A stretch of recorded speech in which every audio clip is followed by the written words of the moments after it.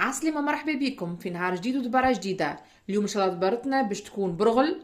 لهنا باش نعملوه بالقديد والقرنيط الشايح. تنجموا تعملوه بالقديد وحده. هنا خدينا الطنجرة متاعنا، عندنا راس بصل قصيناه، شوية زيت، نحلو على الغاز متاعنا.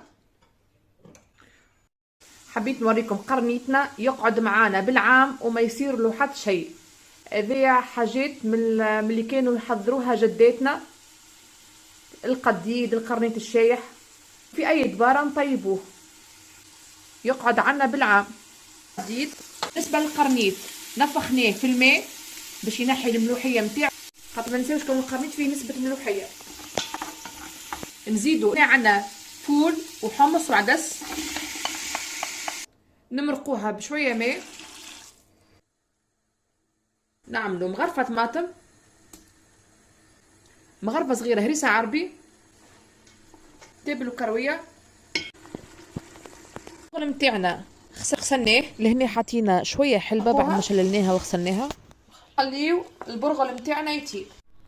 بطبيعة في الاخر نرميولها ثوم وكمون. البرغل متاعنا حضر، هرسناله ثوم وكمون، زيت زيتون، ولهنا حضرنا عصير بسباس، فقوس، سفناريا وكرفس. ولهنا عنا سلطة، عنا بصل، فقوس، طماطم، فلفل، نقصوهم مكعبات ونرجع لكم. لهنا سلطتنا قصيناها كيما تشوفوا، فقوس وطماطم وفلفل.